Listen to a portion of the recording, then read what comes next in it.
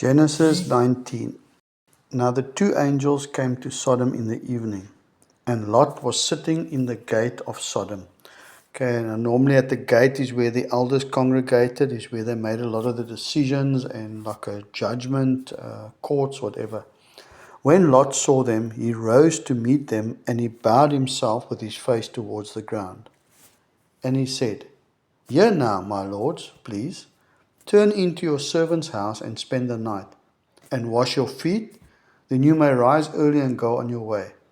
And they said, No, but we will spend the night in the open. But he insisted strongly, so they turned into him and entered his house. Then he made them a feast and baked unleavened bread, and they ate. Now before they lay down, the men of the city, the men of Sodom, both old and young, all the people from every quarter surrounded the house. And they called to Lot, Hey! And said to him, Where are the men who came to you tonight? Bring them out, so that we may know them carnally. In other words, so that we may abuse them and rape them and have sex with them. And he said, Please, my brethren, do not do so wickedly. See now, I have two daughters who have not known a man. Please let me bring them out to you, and you may do to them as you wish. Now that I never understood, and the Lord must help me understand that he can do that to his daughters and protect strangers. And you may do to them as you wish. Only do nothing to these men, since this is the reason they have come under the shadow of my roof, or protection of my house. And they said, Stand back. Then they said, This one came in to stay here. In other words, Lot came here to our city to stay here. Now remember, Abram had helped those kings with the battle, and he'd rescued Lot. This one came in to stay here, and he keeps acting as a judge. Now we will deal worse with you than with him. So they pressed hard against the man Lot and came near to break down the door. But the men or the angels reached out their hands and pulled Lot into the house with them and shut the door. And they struck the men who were at the doorway of the house with blindness, both small and great, so that they became weary trying to find the door. Then the men said to Lot, Have you anyone else here? So now the angels ask him, Do you have son-in-laws, your sons, your daughters, and whomever you have in the city? Take them out of this place. For we will destroy this place, because the outcry against them has grown great before the face of the Lord, and the Lord has sent us to destroy it. So Lot went out and spoke to his sons-in-laws, who had married his daughters, and said, Get up, get out of this place, for the Lord will destroy the city. But his son-in-laws thought he was joking. So remember, Lot said, Here, take my daughters, since they have not known a man. And here he calls them son-in-law. So that was the custom of having a person betrothed to you, and then obviously you must build a house, and then you come and take it to your house. Verse 15. When the morning dawned, the angels urged Lot to hurry, saying, Arise, take your wife and your two daughters who are here, lest you be consumed in the punishment of the city. So remember what we said, the Lord, Abram said, if there's 10 righteous people, so let's say there was Lot, his wife, and his two daughters and two sons, that's 6. That's 6 people they could find in the city that they want to rescue. And it's not to say that they were righteous. Lot was being rescued because of the covenant God had with Abraham. And while he lingered, the men took hold of his hand, his wife's hand, and the hands of his two daughters, the Lord being merciful to him, and they brought him out and set him outside the city.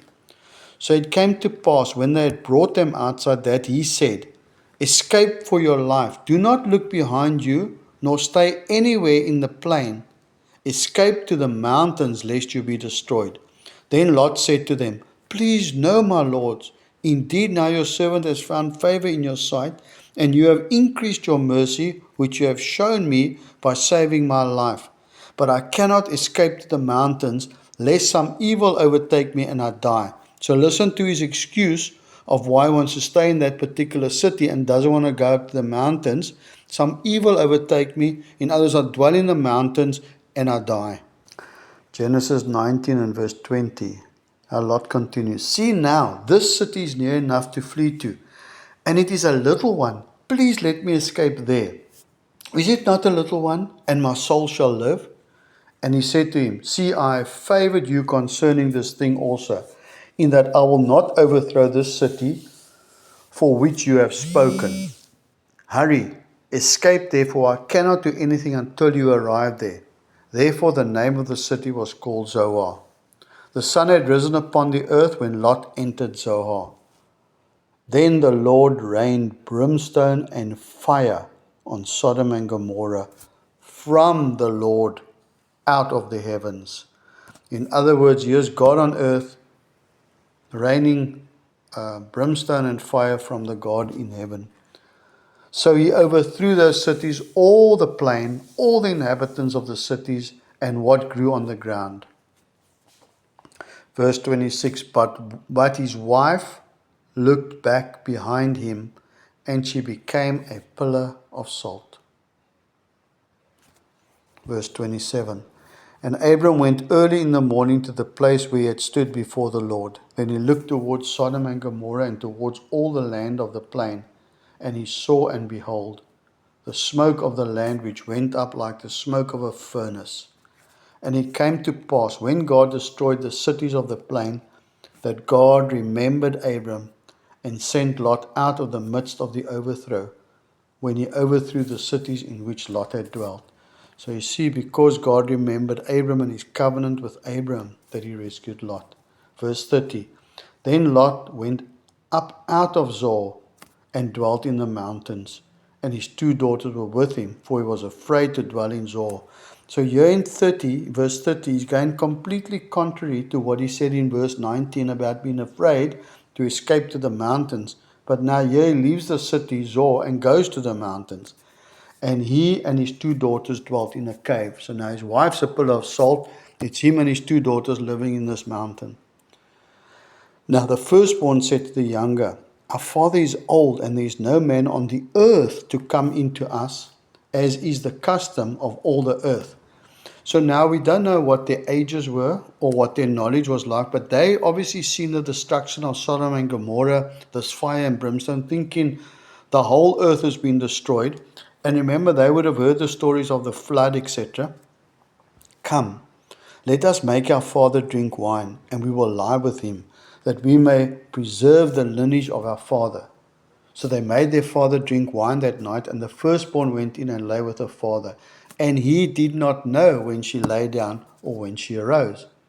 It happened on the next day that the firstborn said to the younger, Indeed, I lay with my father last night.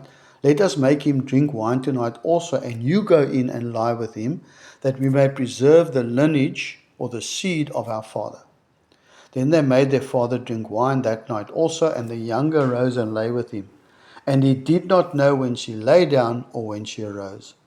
Thus both the daughters of Lot were with child by their father.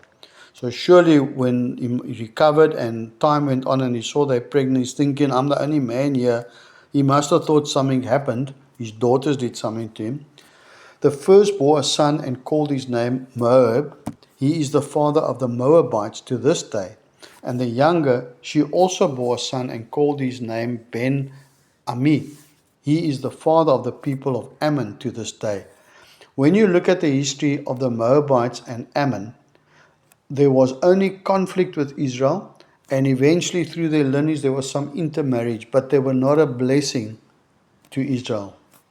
That's interesting.